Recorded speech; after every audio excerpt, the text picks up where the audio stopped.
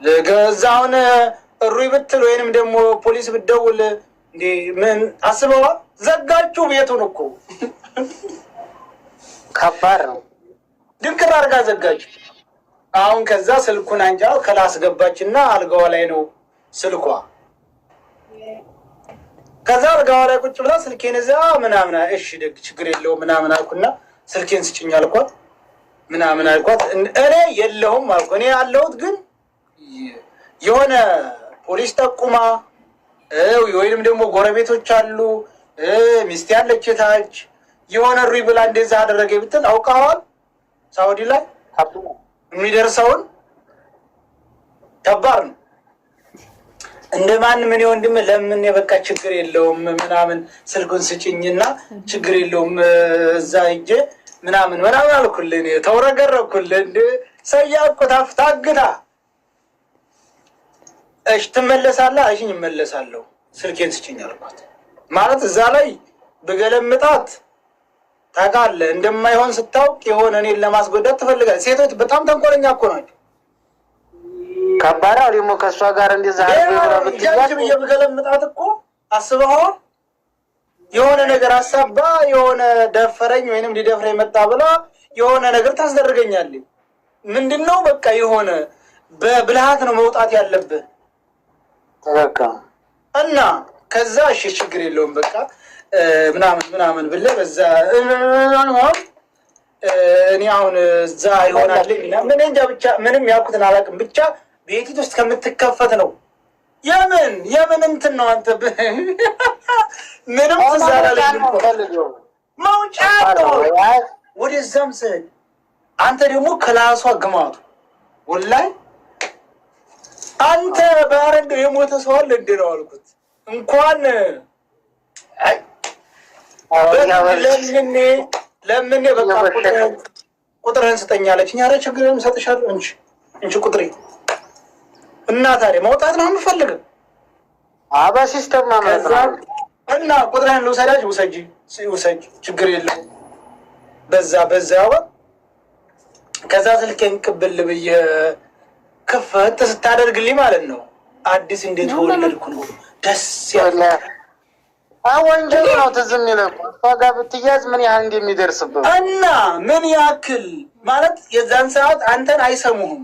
የዛን ሰዓት የሆነ ብትገለምጣት ሂጂ አንቺ ምናምን ብለህ ምናምን እንደ ወንድ ብትገለምጣት የምትበቀለ በከባዱ ነው። ገብቶሃል? አንደኛ ታፍራለች፣ የእፍረት ይሆንባታል። ገብቶሃል? ስለዚህ እንደ አንድ አብዬን ወንድምህ ከዛ በግድ ወጣው ነው የምልህ። እና ሌላ እሱ ልክ ነህ የባሳለው ነው ግን ቢሆንም የኛ ከዚህ ምንም አይተናነስም። ሰያ አሁን በቃ ሴቱ እንዲያለ የመኒ ላይ ታዝሎ በቃ ሀዲቃ ላይ ማን ያላታይ ለምንድን ነው እንደዚህ አፈሪ ብሎ ሌላ ምን ይባል? ሲጀመር ይሄ መንግስት መግባት አለበት። በሌላ ቀን ምናምን የለም በሌላ ቀንም ምንም የለ። ከዛ በኋላ ቀረ ስልኬን ወስዳ ትንሽ በቴሌግራም ምናምን ያልሆነ ያው ነገር ስትጽፍ ሚስት ያየችው ምናምን ያው ትንሽ ቤቴንም አነቃነቀችው እኮ በደህና አድርጋ እንዳደረገዋል። ዞሮ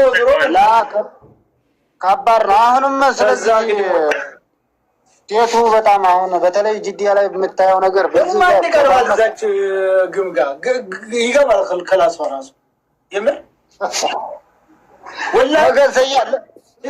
ለማንኛውም እኛ አሁን ሁለከና አጀንዳ አግኝተናል በሚገባ ይሄንን እኔ አሁን ወንዱም ያናድደኝ ምን አለ መሰለህ በባንጋሊ ተከክታ ይልሃል ፎቶ አንስተህ ላክ ባንጋሊ ጋር ተዛዝላ የመኒ ጋር ተዛዝላ ላክልለኛ ስትለው አይልክም ፍራቱ ከማነጎር ለኛ ፎቶ ብሪክ ያደረክልኝ። አንድ ነገር ልንገርህ፣ አንደኛ የሴትን መብት መጋፋት እንዳይሆንብን ነፃ ከሆነች ያግቡ ማለት ያግቡ ምን ችግር አለው? ታላገቡ ሴት ልጅ በሐላሉ መንገድ ከሆነ ታግባ። እኔ ምንም ችግር የለብኝም።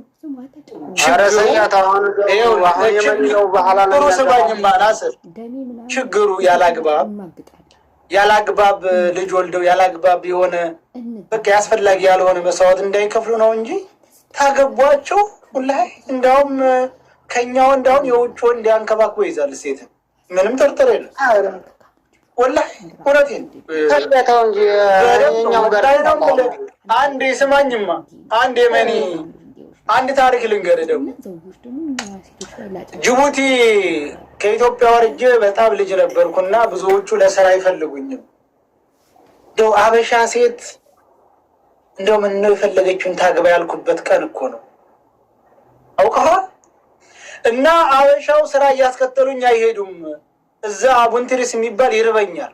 ወላሂ ልጅ ስለሆንኩኝ እወጣና ስራ አገኛለሁ ብዬ ሙያ ቁጭ ብዬ የሚቀጥረኝና ይሄ ጉልበት ስራ ሲሚንቶ ምናምን ስለሆነ የሚወስደኝ የለም። ይሄ ራብ ሲነጨኝ ይውልልህና አፌ ኩረት መስሎ መለሳለሁ ወደ ቤት ኪራይ። እውነት በጣም እየራበኝ ማለት ነው። ከዛ የሆነ የመኒ መጣና የመኒ ነው መጣና የመኒው ስራ ትፈልጋለህ አለኝ። አረ እንዴ አግኝቼ ነው። እሺ ከዛ ይዞኝ ሄዳ ያ የመኒ ቅርብ ናት። ምንድነው ይዞኝ ሄደው ስራ ውሃ ማጠጣት። ቤት ይሰራል እሱ ቤት እየሰራ ውሃ ማጠጣት ነው እኔ ስራዬ። እና ደግሞ ትንሽ ሲሚንቶ ካልታ ቦካና ሰጠዋለሁ። ይሄ እሱ ዲኮራት ነው። ይሄ ፎቅ ላይ የሚደረደረው አለ አይደል ጡል የሚመስለው ያንን ነውና የሚያስቀምጠው። ያ ሰውዬን በቋሚነት ቀጠረ። በቃ በቀን 500 ፍራንክ ይሰጠኛል። 50 ብር የኢትዮጵያ 50 ብር ይሰጠኛል። አሁን ለካ ሚስቱ አበሻ ናት። አየህ ሚስቱ አበሻ። ከዛ በኋላ 4 ልጆቹን ይዟቸው ይመጣል። የአበሻ ልጆች ናቸው። አማርኛ ያወራሉ። የኔው ቢጤ ናቸው። ታው ዝም በላል እኮ እነዛ ልጆች ጋራ እናቴ ይዛውና ብላናለች ሲሉ ምን ሲሉ 1-3 ወር ምናምን ሰራሁኝ እሱ ጋራ ማለት ነው ቋሚ። እናቴ ይዛችሁ ብላልኝ ደግሞ ወለየናት ደግሞ መሰል የት ነህ ሲሉኝ እኔ ወሎ ነኝ አልኳቸው። እኔ የዛን ጊዜ አለ የት ወሎ ነው? አዎ ወሎ ነኝ አልኳቸው። ላ ሰያውን እኮ በአብዛኛው አሁን ልንገርህ የመኒው እኮ የሚከከው አሁን በልብስ እያማሃኘም ነው። ሰያ የዱቤ እሰጣችኋለሁ በቃ ከኔ ጋር ስሪ እያለ የዱላ መክት እያሳየ አላየህም? ኧረ ሰያ ወይልና አንድ ቪዲዮ በፈጠረ በእንደዚህ አይነት ሲስተም ነው እንጂ ሊያገባቸው አይደለም። የ80 ብሯን ሸርጥ በ60 ብር። ስለዚህ ምን መሰለህ አንዳንድ ብልጥ ሴቶች አሉ። ሴቶች ደግሞ ብልጥ መሆን አለባችሁ። እንደ አለ ቢዝነስ ስትፈልጉ ራሳችሁን ሳትሰጡ እየሳቃችሁ ቀስ ብላችሁ ቢዝነሳችሁ ማቀላጠፍ ነው። ተሰጠሹማ በቃ ዳግመኛ አይሰጥሽም። 1 ወር ምናምን ይለጠልጥሻል። ከዛ በኋላ አሬ ምን 1 ወር 2 ጊዜ ምናምን ከዛ ሌላ ይፈልጋል።